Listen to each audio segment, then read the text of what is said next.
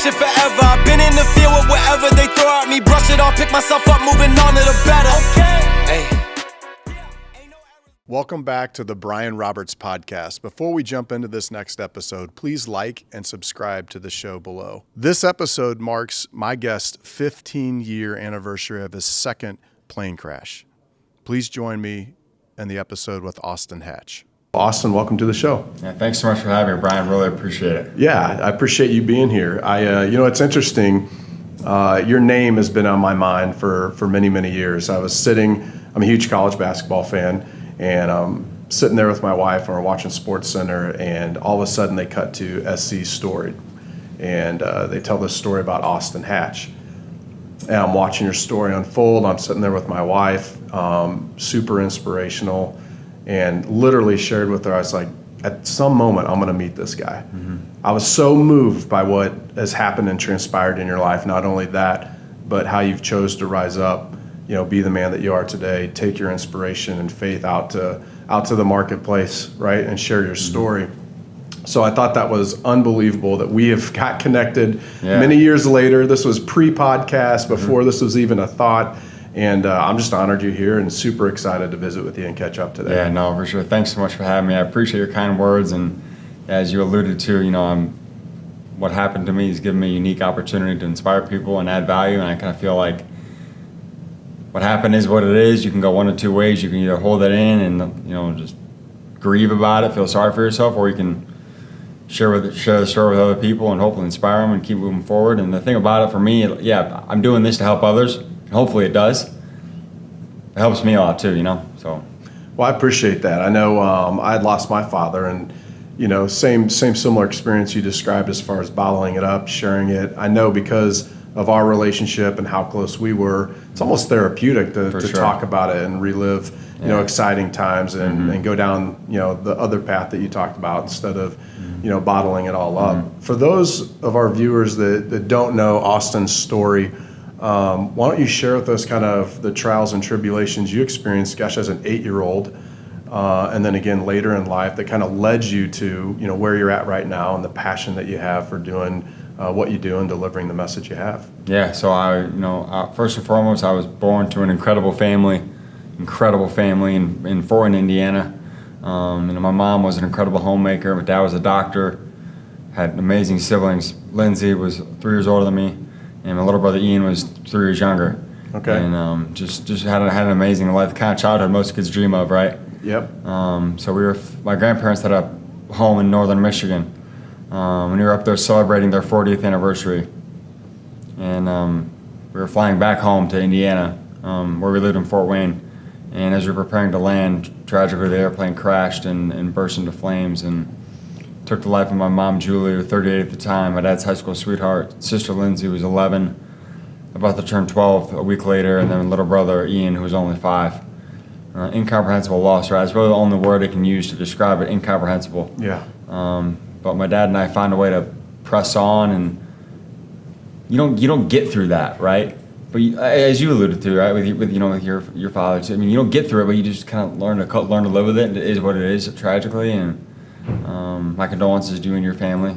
Thank you, man. Likewise. But yeah, so we just find a way to keep living in the midst of that. I don't know how my dad did it. I'm married now, and I think he did it for me, to kind of show me, set an example that I never knew would be so important, right? So life was good. We kind of kept living in the midst of the loss. My dad was remarried to a lovely woman named Kimberly, had 3 kids of her own. Great blended family. Restored some normalcy in my life for sure. Not the same, obviously, but restored some normalcy. And I was working pretty hard on my basketball skills on the court. We began to have some success. And Coach Beilein from Michigan offered me a scholarship to play for him June 15, 2011. It was always my dream to play for Michigan, so my mom went to school. We had season football tickets growing up. I think I went to sleep to the fight song at night, right? So, the victors, hail to the victors, for any of the viewers who don't know. That's awesome. I hope to have a great career at Michigan. And Coach Beilein and I, had already developed a good friendship, good bond. But then tragically 9 days later, we were flying to northern Michigan, this time the same place we were returning from 8 years earlier. And the airplane tragically crashed and claimed the life of my dad and second mom.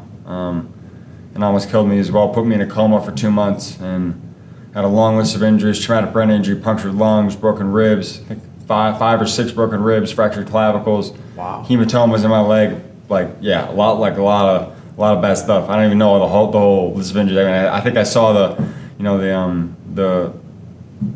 kind of the report, not autopsy, but your charts, the charts. Yeah, the charts when you get admitted to the hospital. Here's everything that this guy's got. It was long, but by the grace of God, I came out of the coma and had a long road to recovery. Learned how to walk and talk and basically do everything. But I feel like it's giving me a great opportunity too. Because like we said, you can bottle that up, feel sorry for, I didn't deserve this. Anybody on the call who's listening, who's going through something, you don't deserve it. I didn't deserve it. You didn't deserve to lose your dad. But it's life. Yeah. And if what happened to me is what it is, I can't change it. Why wouldn't I turn the negative into a positive by how I choose to respond and how I can use it to bless other people? So. And I think that in and of itself, that message, when I saw that on SportsCenter, that's inspiring. Like what you're doing is absolutely inspiring. Bring me back to, you're 8 years old and that happens. What were some of the things that your dad modeled for you? What were some of the conversations where he's like, hey, Austin, these are the circumstances we are dealt with, but now you must what? How did he portray to you at 8 years old? We've got to move on. Well, he didn't tell me. He never told me you have to do this way. You have to live this way. You have to do your homework. You have to work hard in basketball. You have to, right? He just kind of set the expectation. Okay, if this is what you want to achieve, here's what you're gonna have to do. Your choice, right? And so it's and the example that he set for me, just keep living. He got back to practicing medicine, got back to doing triathlons and doing stuff like that, and so he just rose to the occasion, right? That's really what I think that's the best way to say it. You just rise to the occasion, and didn't tell me, hey Austin, look what I'm doing, man, because you need to follow my example. He didn't do that. He just walked the walk. He just did it. Just did it. And I think in life today, whether it's whether it's for a family or whoever, there's always people watching, even when you don't really think they are. People notice everything, and obviously little kids more so. But we can all set an example for people, and rather than tell them, here's how I think you should do this, here's how I think you should respond to that. Why don't we just respond in the way that we hope other people do? Yeah, I think that's beautiful. Incomprehensible that there was another tragedy that happened. Rewind prior to that. I mean, you're living every little boy's dream. Mm-hmm. You love the University of Michigan. You're working your tail off, I imagine, to hone your skills. Mm-hmm. I'm sure you got some unbelievable highlights of, you balling out and doing an unbelievable job, and then you get full ride scholarship to Michigan to play hoops. Mm-hmm. After the second tragedy happened, and I hope that you watch the video of Austin to really understand the magnitude of what happened to this young man, what happened in his recovery, and how significant that was. And again, I'm just so impressed with you, man, with your outlook on life, your attitude, and walking your life by design after these things happen to you. But 8 years old the first time, how old were you the second 16. time? Okay, 16 years old. What does a 16-year-old think at this point? Incomprehensible what's happened. All your dreams are probably crushed at your footsteps. Simple things, tying your shoe, right? Mm-hmm. Eating without assistance. I'm sure some of the, I can't even imagine, Austin. I can't. It's hard for me to even understand. So what was that? What was that like? And then I'd love to talk with you about your faith, mm-hmm. and maybe that played a key role for sure in helping you get beyond that as a young man at 16 years mm-hmm. old. Tell us about that. Yeah, so, after the second plane crash, when I came out of the coma, by the grace of God, nothing else. By the grace of God, I came out of the coma and was starting at square one again, right? Couldn't feed myself, couldn't walk, couldn't do anything. And my dad always said, as I was going through, my training to get better at basketball and hopefully, have a chance to play in college and schoolwork or whatever it was, My dad always said, go big or go home, man. Go big or go home. You owe it to yourself to not go halfway. Yeah. Go big or go home. And like my recovery, I don't know how, I didn't know how good of a recovery I could make. I had no idea. I had no idea what the ceiling was. Just like, okay, I'm just gonna go big.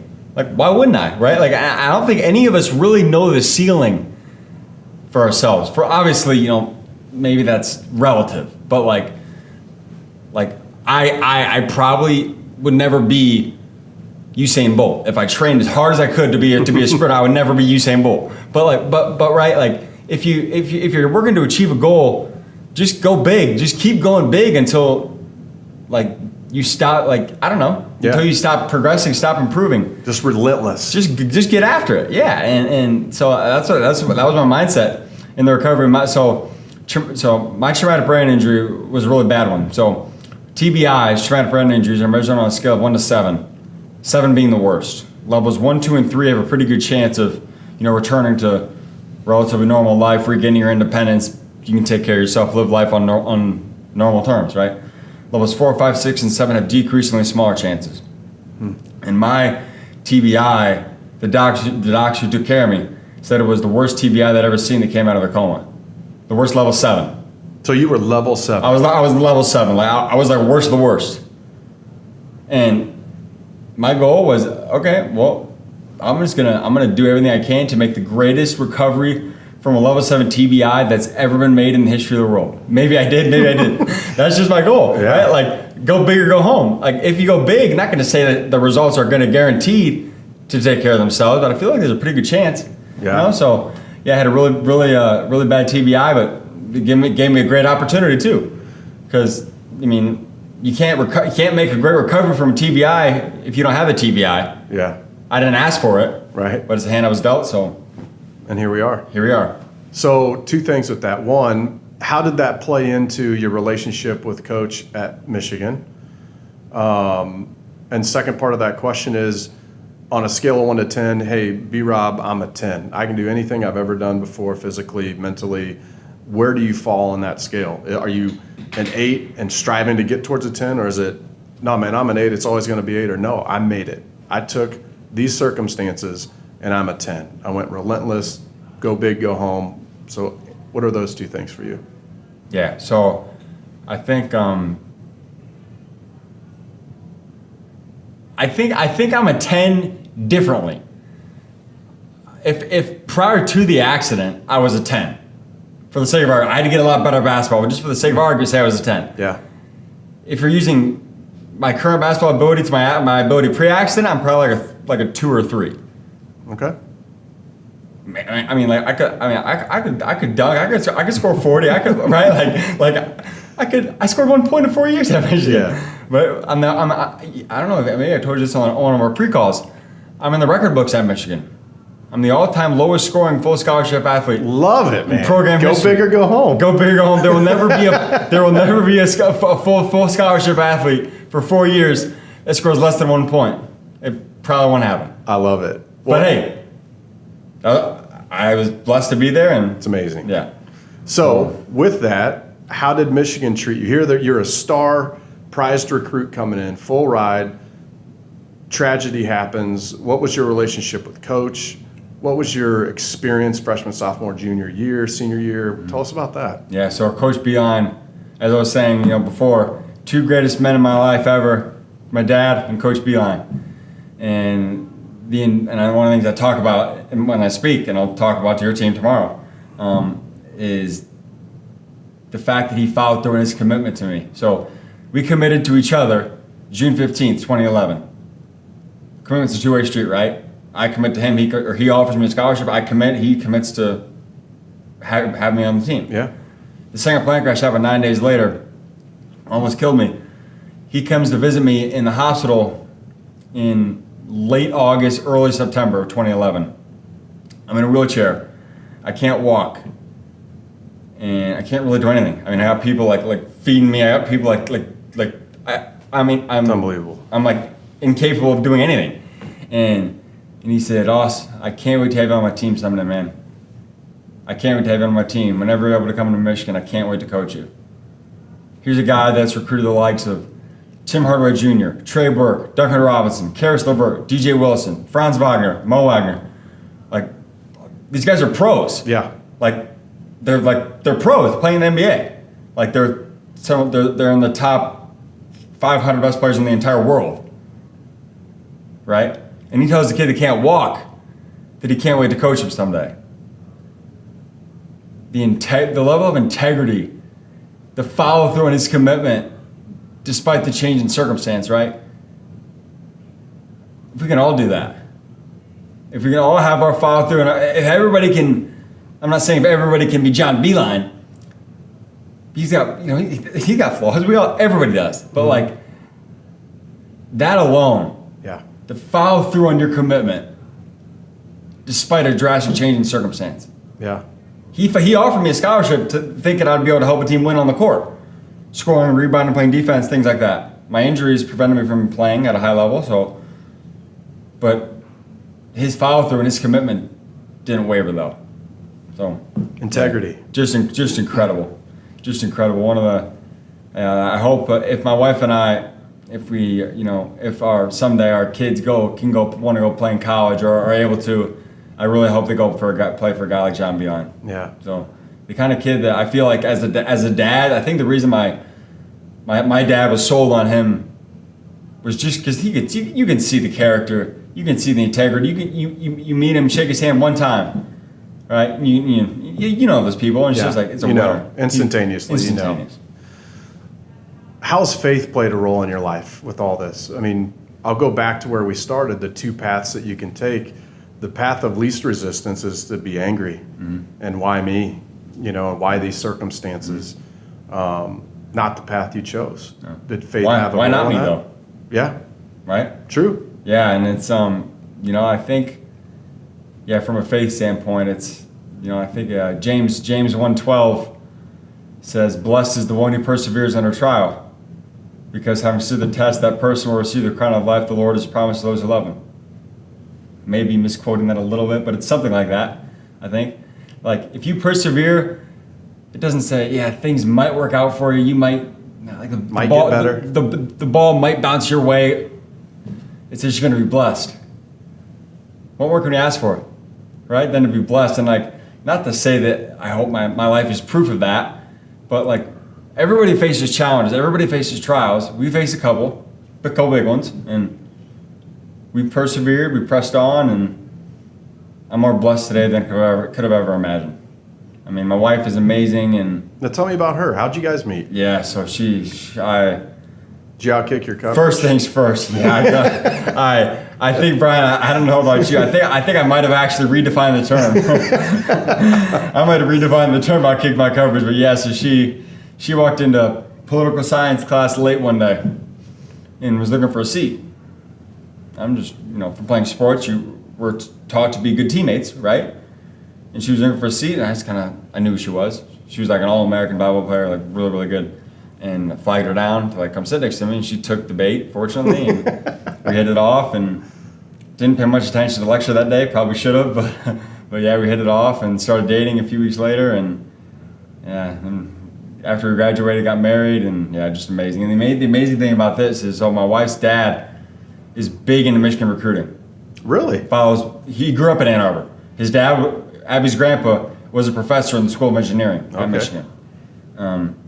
So my wife's dad grew up in Ann Arbor, and So the plot thickens. so the plot thickens a little bit, and so he follows Michigan recruiting very closely. When I committed, he went down to my sister's bedroom and like, "Hey, check out this guy, Austin Hatch. He just committed to the basketball team. I think he's gonna be really good for us. It should be exciting. He's a couple years away, but looks promising." And she said, "Oh, cool. Cool. Should be fun." But then 9 days later, my father-in-law, my wife's dad, went back down to Abby's room and was like, "Hey, remember that guy that I showed you last week who committed to play at Michigan?" And Abby was like, "Yeah." And well, he and his family just got in a plane crash, and he might not make it through the night. We just got to pray for him and his family. And right then and there, they didn't know me, but they just prayed for me. And how crazy is that? So after that day, after June 24th, we met a little over 3 years later, three years and 3 months later, fall of 2014, and then we hit it off, and she's the greatest thing that's ever happened to me. So That's phenomenal. I love stories like that, and they don't happen at random. no, yeah, she's my. Our kids hit the lottery with having her as their mom. I don't know what happened to you as their dad. Maybe not, but definitely having her as their mom, they hit the lottery. Yeah. So That's incredible. If somebody's facing adversity right now, if you're facing adversity, could be on a grandiose scale, which Austin had to deal with. Could be anything. What advice would you give that person right now, regardless of the magnitude of what they're going through? What would Austin Hatch tell that person? First of all, I'm sorry for what anybody is going through. Anybody on the call with COVID or anything else. Not to make it too simple. Mm-hmm. Set a goal and find a way. Set a goal and find a way, right? It's like, this is just for me. I commit to play at Michigan. Coach Beilein tells me I have Michigan in my future. Set a goal. I'm going to get to Michigan one way or another, and then just find a way, right? It's like I don't think you always have to know how we're going to overcome, how we're going to do something. Obviously, like in sports, you want to have a good game plan. We always had great scouting reports at Michigan. We always prepared very well for teams. But the other teams would always do things we didn't expect. Life's always going to do things we don't expect. Yeah. It's going to throw challenges our way that we didn't see coming. I mean, adapt and just find a way. And set a goal, find a way. Set a goal, find a way. And not to boil it down to too simply, but it's like, yeah, okay. I want to get to Michigan. I'm coming out of a coma right now. I can't walk. I can't get the tissues over there to blow my nose. I got to have somebody bring them to me because I can't walk 10 feet, right? But the coach of University of Michigan just came to see me and said, hey, you're playing for me. Whenever you're able to, like, one way or another, you're going to play for me. Well, if I can't get the tissues, I can't go play for him. So I got to figure out how to go get the tissues and eventually learn how to, right? You know what I mean? Yeah. Yeah, so. That's unbelievable. Set a goal, find a way.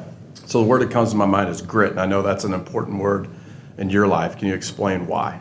Yeah, so I think more than anything, to achieve any goal we set for ourselves, for business, family, whatever, not to say that my opinion on this is the right one, but I think it's going to take some grit to achieve anything. Organizationally, familially, athletically. Yeah. Right? Your ability can only take you so far. It can only take you so far. And hopefully you have ability combined with grit. But I would rather have grit than have ability. So, especially because no one's immune to challenges. No one's going to be above any challenge. We're all going to face adversity. But I think if we have some grit, I think we'll find a way. Like I said, set a goal, find a way. So, my friend Angela Duckworth at University of Pennsylvania. May have heard of her, or some people on the call or listening to this may have. University of Pennsylvania, Wharton professor, really smart lady. Not Michigan, but Wharton's pretty solid, right? Wharton's pretty solid. So she says that grit is passion and perseverance for the long-term vision, for long-term goals. That's true. I think grit does apply to the long-term, no doubt. But it also applies to every single day, in my opinion, because how can we expect to achieve the long-term goal if we're not achieving our goals and winning every single day? Michigan's a long-term goal coming from where I came from, being a coma. If I don't win every day, or at least most days, obviously you're gonna have setbacks, but if you're not taking steps day to day to get closer to achieving that long-term vision, how can you expect to? Mm-hmm. So I think grit's defined a little more specifically than just working hard for the long-term goal. So the 4 letters represent 4 key components to grit. But I believe, first and foremost, grit's driven by a greater purpose. Working for something bigger than ourselves, your faith, your family, your friends, your teammates, colleagues, the organization, right? Hopefully all of us are somewhat internally driven to be our best every day, but I think having a greater purpose is very important because that purpose, I believe, will drive us to, like I said, set a goal, find a way. Yeah. If we're doing it just for ourselves, it'd be nice if I achieved this, but yeah, I'm doing it just for me, so it's probably not worth the sacrifice and the effort. But if I realize I got teammates I got my family is counting on me to achieve this, or whatever it is, right? I think when you have the greater purpose, we'll always do what it takes to overcome and achieve our goals. So greater purpose drives grit. G, growth mindset. Views adversity as opportunity. I believe we can grow from anything we experience. Firmly believe it. Yeah. Not the event. Nobody grows from COVID. Nobody grows from tragedies or challenges themselves. I don't grow from the events that happened to me, obviously. But I was determined to find a way to grow from how I was forced to respond. Yeah. Right? And like when you lose games in sports, you don't grow from losing, but you grow from, oh, okay, maybe I'm not as good as I thought I was. Here's what I need to work on. Mm-hmm. We lost because we got to play a better defense. Okay. We're going to really, really buckle down on our defense and get or whatever the example is. So growth mindset drives us to make the decision to be resilient. That's the R. R is the decision to be resilient. Mr. Webster, the dictionary, defines resilience as something like, the ability to bounce back to how you were before after experiencing some sort of challenge or adversity or obstacle or something like that. I don't think so, though. I don't think resilience is bouncing back to how you were before. Because after a challenge, you probably never are going to go back to exactly how you were before. Like the world's never going to go back to how it was pre-COVID. Maybe, hopefully, semi-closely, but different. But business will never be exactly how it was in 2013 or 2013, like whatever. Yeah. 2018, 2019. Changed everything. Yeah, it won't. It will never be that way. I mean, we got this virtual stuff now. We got this. The remote thing is here to stay to some degree. So.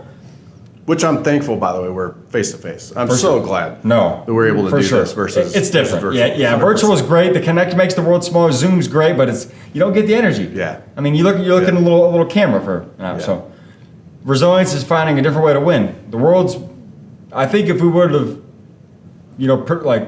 prepared for this challenge, if we knew this challenge was coming, I don't think the world would have done as well, or we would have thought we would have done as well as we have. Like, what are you going to do if you can't meet in person for better part of a year? Right. What are you going to do if... How are you going to adjust? How are you going to adjust? I think we've done better than many would have thought. So we found a different way to win. Still got to keep pushing to get better, but we're off to a pretty good start. So the I in grit is integrity. Of course, you all know integrity is about being honest, doing the right thing and no one's looking. Of course, that's true. But in addition, I believe integrity is about following through on our commitments, especially when there's a change in circumstance. So as we were talking about, Coach Beilein offered me a scholarship when I was playing at a pretty high level. June 15th, 2011. The second plane crash happens 9 days later, almost kills me. I'm in a coma for 2 months. I'm in a wheelchair. Coach comes to visit me in the hospital. He didn't know I was ever going to walk. Nobody knew. Yeah, level 7. There was a chance I would be in a wheelchair the rest of my life. And this guy said, I can't wait to have you on my team someday. I can't wait to have you on my team someday. Whether you can play or not, you're coming to play for me. You're on my team. We can all do that too, right? Yeah. Like if everybody on every team that we're a part of, whether it's business, family, athletically, whatever it is, if everybody on the team knows that if we make a commitment to them, there's no doubt in their mind that we're going to follow through, regardless of circumstance, that can only help us win, right? Yeah. It can only help us win. 100%. So making a commitment, though, is a very common thing. A lot of people do it. But if the follow through when circumstances change is uncommon, I believe following through on our commitments when there's a change in circumstance is doing the common things in an uncommon way. Yeah. Common things in an uncommon way. And the result of doing the common things in an uncommon way consistently is we're going to leave people and places better than we found them. So, last letter of grit is T. T to me is a team first mentality. Every person on every team on the planet has a role. And the role is very important. It's very important.